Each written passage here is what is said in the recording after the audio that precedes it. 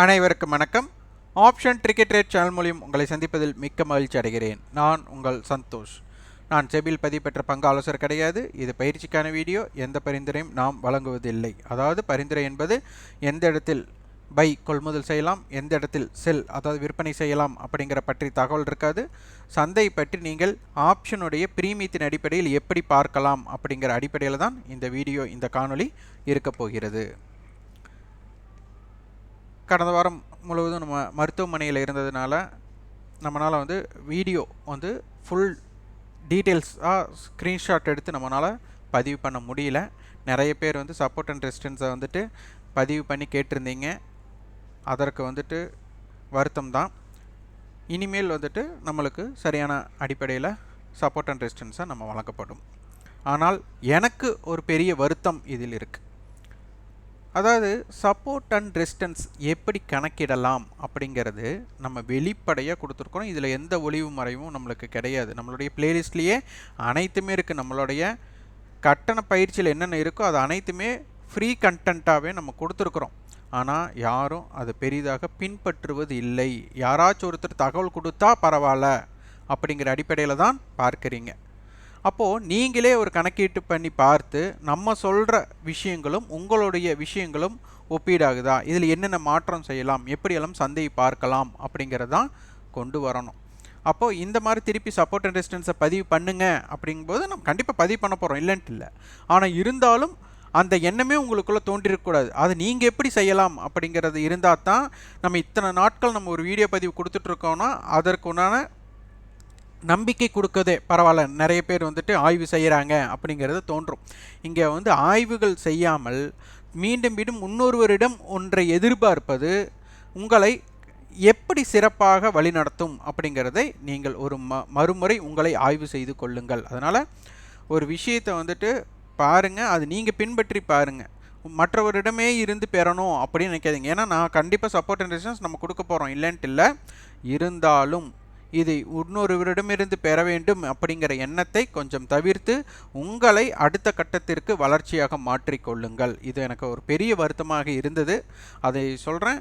அதனால் நீங்களே, ஏன்னா சப்போர்ட் அண்ட் ரெசிஸ்டன்ஸ் எப்படி கணக்கிடணும் அப்படிங்கிறது வெளிப்படையாகத்தான் இருக்கிறது. இதிலேருந்து ஒளிவு மறைவும் இல்லை. வாங்க வீடியோக்குள்ளே போகலாம்.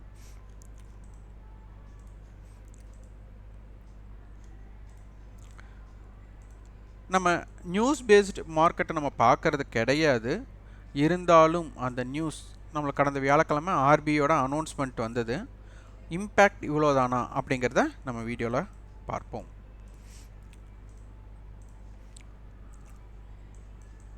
நிஃப்டி பார்த்திங்கன்னா நம்மளுக்கு கடந்த வாரம் நம்மளுக்கு 5ஆம் தேதியிலிருந்து 9ஆம் தேதி வரை இதுதான் நம்மளுக்கு மண்டே ஓப்பனிங், அதாவது வாரத்தின் துவக்க நாள் 18,612. இங்கே சிறுப்பிழை ஏற்பட்டு விட்டது, அதை நீங்கள் மாற்றிக்கொள்ளுங்கள். இங்கே 18,655 நம்ம வீக்லி ஓப்பனாக எடுத்துட்டோம். ஆனால் 18,612 தான் நம்மளுக்கு ஓப்பன். ஆனால் இது தவறாக இருந்தாலும் நம்மளுக்கு ஹையுக்கும் லோவுக்கும் உள்ள இடைப்பட்ட தூரம் அப்படிங்கிறது 246 புள்ளிகள் தான். அது சரியாக இருக்கிறது. அப்போது சந்தை ஒரு வாரத்தோட பயணம் நம்மளுக்கு 300 to 500 புள்ளிகள் அப்படிங்கிறது தான் நம்ம பார்த்துட்டு வரோம். ஆனால் அதற்கும் குறைவாக போகும்போது மார்க்கெட்டில் ஒரு மூமெண்ட், அதாவது ஆப்ஷன் வர்த்தகத்திற்கு தேவை மூமெண்ட். அந்த மூமெண்ட் இல்லாத இடத்துல ஒரு வர்த்தகம் செய்ய முற்பட்டோம் என்றால் நம்மளுக்கு நட்டம் ஏற்படக்கூடிய வாய்ப்பு அதிகமாக இருக்குது. நம்ம இந்த லாபம் நஷ்டம் இதை பற்றி ஒரு வீடியோ போட்டதில் பை எங்கே செய்யலாம், செல் எங்கே செய்யலாம் அப்படிங்கிறத பற்றி போடலை. ஆனால் இதில் எனக்கு விருப்பம் இல்லை. இருந்தாலும் சிலர் எதிர்பார்ப்பு இருப்பதால் நம்ம ஒரு சீரீஸாக நம்ம ஒரு வியாபாரம் எந்த கண்ணோட்டத்தில் பார்க்கலாம் அப்படிங்கிற ஒரு சீரீஸை துவங்கலாம் அப்படிங்கிற ஒரு எண்ணம் இருக்கிறது. ஆனால் இது பரிந்துரை எல்லாம் கிடையாது. ஆனால் இதற்கு உங்களுடைய ஆதரவு எப்படி இருக்கிறது அப்படிங்கிறது தெரிஞ்சுக்கணும். இதை ஒரு கமெண்ட் பாக்ஸில் நீங்கள் உங்களுடைய ஃபீட்பேக்ஸும் நீங்கள் என்னென்ன கண்ணோட்டத்தில் பார்த்தீங்க, எப்படி வேணும் அப்படிங்கிறதெல்லாம் கொடுத்தீங்கன்னா இதை ஒரு சீரீஸாக, அதாவது ட்ரேடிங் அப்படிங்கிறத ஒரு சீரீஸாக நம்ம ஒன்று க்ரியேட் பண்ணலாம் அப்படிங்கிறது இருக்கிறோம். இதில் பார்த்திங்கன்னா எந்த இடத்துல பை பண்ணலாம், எந்த இடத்துல செல் பண்ணலாம் அப்படிங்கிற பரிந்துரையாக இருக்காது.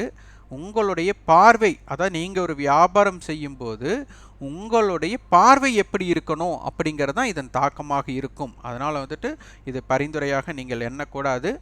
அப்போது என்ன மாதிரியெல்லாம் நீங்கள் வந்துட்டு, ஏன்னா யாருமே ஒரு தவறு செய்யாமல் அடுத்த கட்டத்துக்கு வந்திருக்க முடியாது. அதுதான் ஒரு அனுபவமாக இருக்கும். அதனால் லாஸ் அப்படிங்கிறது இல்லாமல் ஒரு ட்ரேடிங் இருக்காது.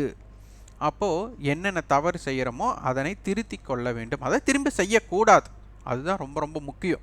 அப்போது இதனை பற்றி ஒரு சீரீஸ் நம்ம ஆரம்பிக்கலாம் அப்படிங்கிறதான் எண்ணமாக இருக்குது. அதுதான் உங்களோட ஃபீட்பேக்கை கேட்டிருக்கோம். நீங்கள் அதனை பற்றி சொல்லுங்கள். ஆனால் இது பரிந்துரை கிடையாது. எப்போவுமே எனக்குள்ள ஒரு எண்ணம், நம்ம இதுவரை பார்த்திங்கன்னா நம்மளுடைய P&L, நம்ம ப்ராஃபிட் அண்ட் லாஸை நம்ம கொடுத்தது கிடையாது.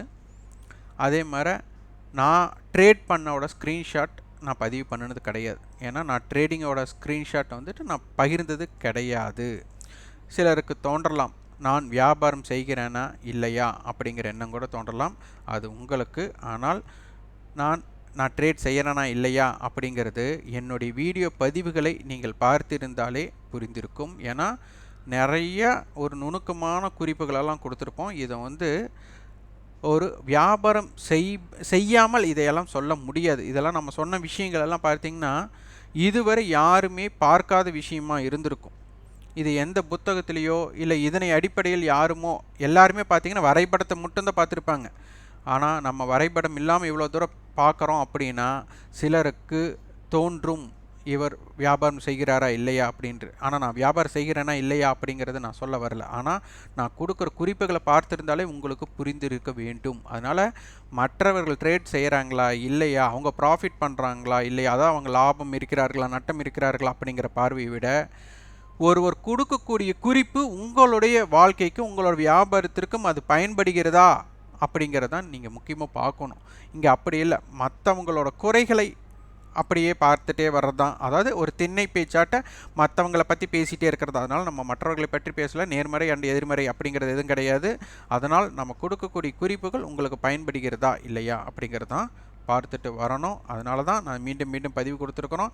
நம்மளோட P&L, நான் என்னோடய வியாபாரத்தை பற்றியோ நான் இவ்வளோ சாதிச்சுட்டேன் நீங்கள் சாதிக்கலாம் அப்படிங்கிற ஈர்ப்போ நம்ம இதுவரை கொடுத்தது கிடையாது. பங்கு சந்தை அப்படிங்கிறது லாபமும் இருக்கும் நட்டம் இருக்கும். நான் ஜெயிச்சிட்டேன் நீங்களும் ஜெயிக்கலாம் அப்படின்னு வந்து அழைப்பது வந்து தவறு. ஏன்னா அவரவர் முடிவெடுக்கும் திறன் அடிப்படையில் இது மாற்றங்கள் ஏற்படும். அதனால தான் இதுவரை நம்ம அந்த பதிவுகள் நம்ம கொடுத்தது கிடையாது. அப்போது சந்தையோட பயணம் 246 புள்ளிகள். ஸ்பாட்டுக்கும் ஃபியூச்சருக்கும் உண்டான ப்ரீமியம் அப்படின்னு பார்த்தீங்கன்னா இப்போ நம்மளுக்கு ஃபியூச்சரோட க்ளோசிங், ஸ்பாட்டோட க்ளோசிங் 18,563, ஃபியூச்சரோட க்ளோசிங் நம்மளுக்கு 18,631. அப்போ கிட்டத்தட்ட ஒரு 70 புள்ளிகள் நம்மளுக்கு ப்ரீமியத்தில் இருக்குது. இந்த ப்ரீமியம் அப்படிங்கிறதே மறைமுகமாக எதனை குறிக்கிறது, இன்டைரக்டாக எதனை குறிக்கிறது அப்படிங்கிறத ஆய்வு பண்ணுங்கள். அப்போ ஸ்பாட்டுக்கும் ஃபியூச்சருக்கும் உண்டான டிஃப்ரெண்ட் வந்து ரொம்ப ரொம்ப முக்கியம்.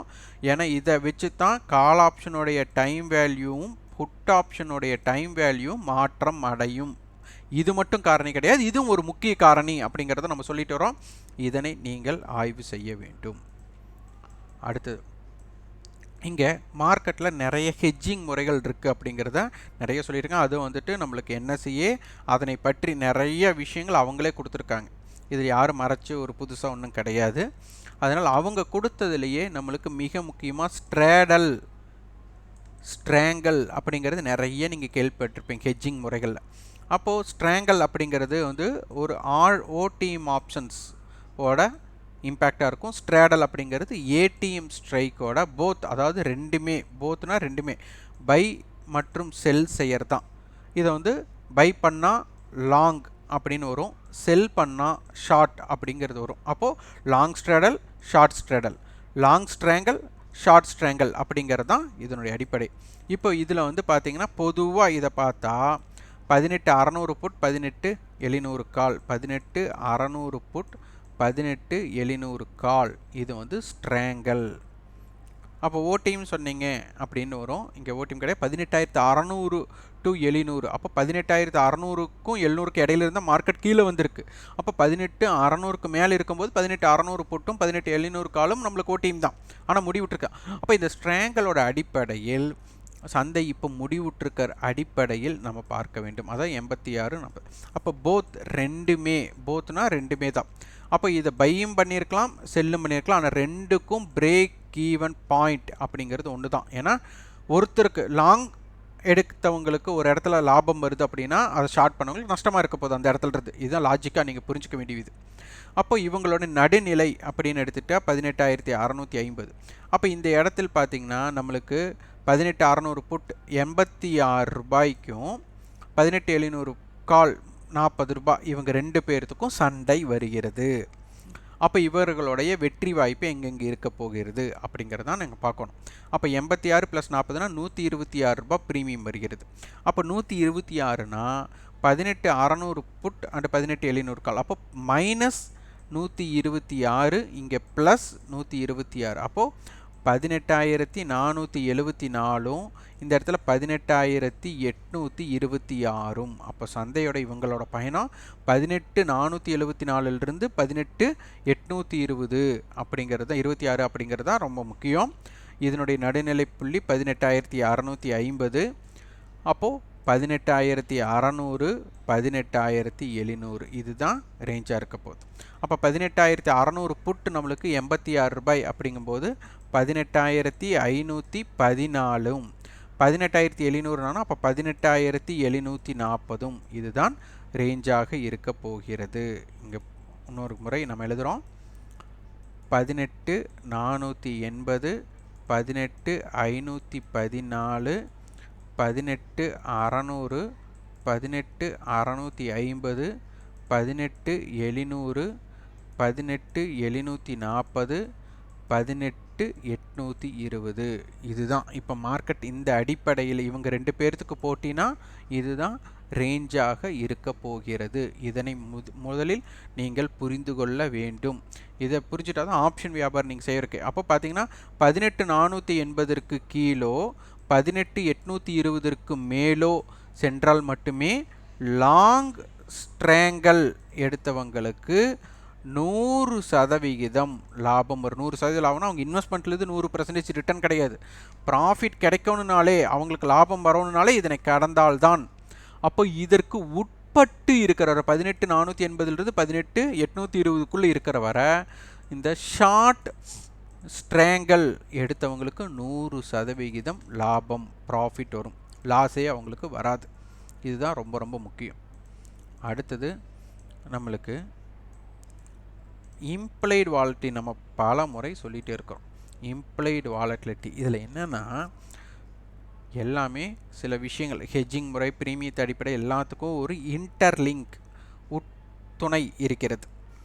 அப்போது அந்த உட்பிரிவுகளுக்குள்ளே ஒவ்வொரு விஷயத்தினால் ஒவ்வொரு தாக்கம் ஏற்படும்.